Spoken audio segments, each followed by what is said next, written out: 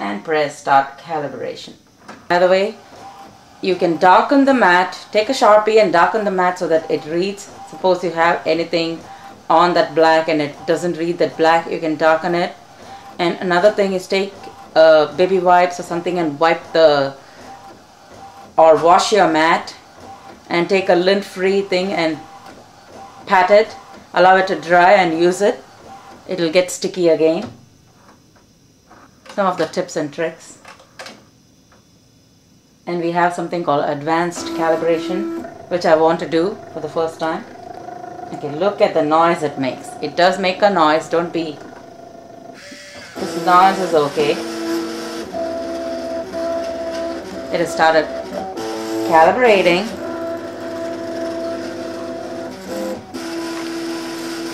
And since you don't want to see what the blade is cutting, let me zoom in on the screen because that's where the important thing is. Okay, I hope you can see.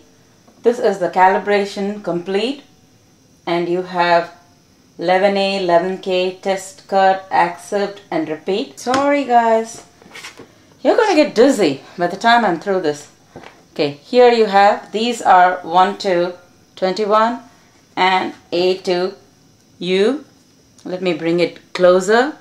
You can see the cuts. I hope it's so difficult to see the cuts unless you are looking at it directly, but there are cuts in it.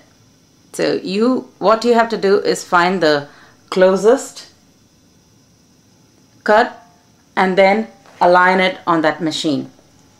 Okay, I had this bright idea of chalking it so that I hope now when I bring it closer you can see the cuts. See how 1 to 1/6 and everything is so out of it, and you can see that 13 or 14, though it says 11 there, I mean it is set for by default to 11 and K, but in this I can see, you know, 13, 14 and 15 or even 16 might be the best bet. And here it's definitely not K there too. It is N or O. I have to take a N, O or P. So we have to choose between those three there and one of those three there. Get it closer. Okay, I hope you can see that. Okay. I have set my numbers 1 to 21. I set that at 16 and I like 16 the best. And P the best. So if you're satisfied, set the number and you get to test cuts. Don't pull out the mat like I did. That's a bad thing to do.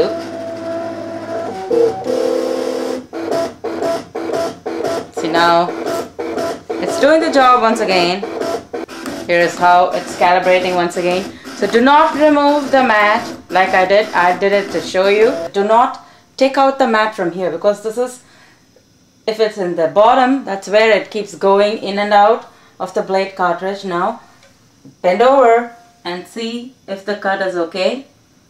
Now mine is at 11. Wow. Yep, mine, the top is not at 16 anymore.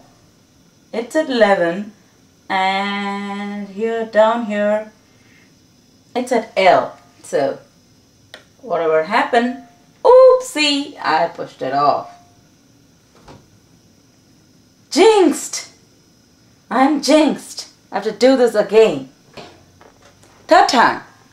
And I've loaded the same paper, but since the cuts are there, I made sure that when I reverse it, there's no cut on the top edge and the rightmost edge because that's where it cuts. So back here, now when something like that happens, it switches off, and when it comes to the setting screen. Good thing. So what we need to do is go to the settings. First keep the mat out of the way. I'll press on the settings, and in this stage your update is fine. It's just your calibration, how you calibrate the machine.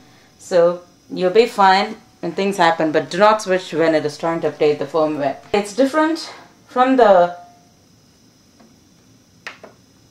Gypsy in that the settings does not have the version. So the about has the version. So right now it is version 1. Let me zoom in once again. Feel dizzy. You don't need to go on a roller coaster ride. Okay, I'm taking you on a roller coaster ride right here. So it is 0066 and 4 question marks and 0239. So that's where the version is here, unlike the Gypsy. So Gypsy users, it's not on your settings screen, it's right here. And I believe there is an update. So this is, I don't know whether this is updated or not, but only the Windows users can update their machine. I'm sorry, Mac users. The Windows users have to go to cricut.com/imagine/support.aspx. Okay, do that. It's not there on a particular website, but it's on support. Just put after cricut.com, just put a slash, put imagine, and put a slash and write support.aspx, and you'll get that.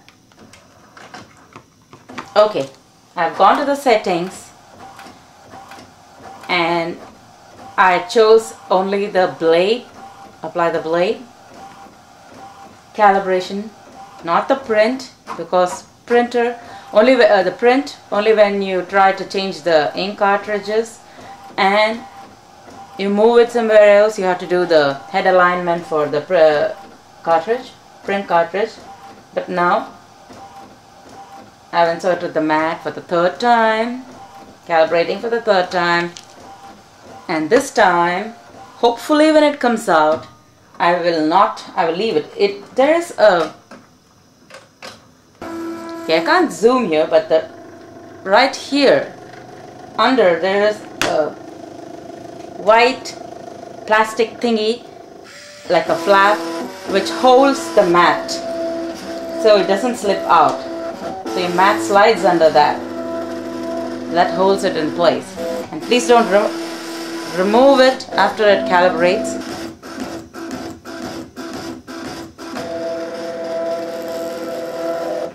Okay, it has come out. Once again, let's check. It is 11 or 12, perfect. And this time it is K.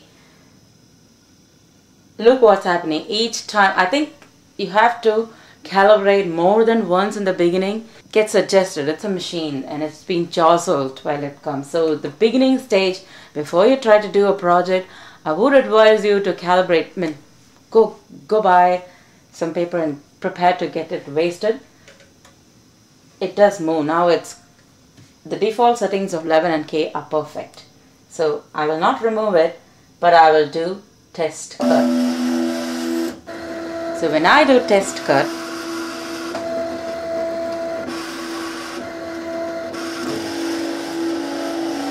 I want to try one more thing. I want to try the advanced calibration. What you have to do is press repeat. And it comes out. Good thing. Now I'll just put the same mat in again. I'm not worried. So I'll just put the mat in, and before pressing start calibration, I will keep holding the zoom button here to the left above the menu. Keep pressing hold of that and then press, do not let it go, and press start calibration. And look at that, the screen for advanced calibration. Isn't that cool? So it says advanced calibration. It has an auto calibration scale and auto calibrate offset.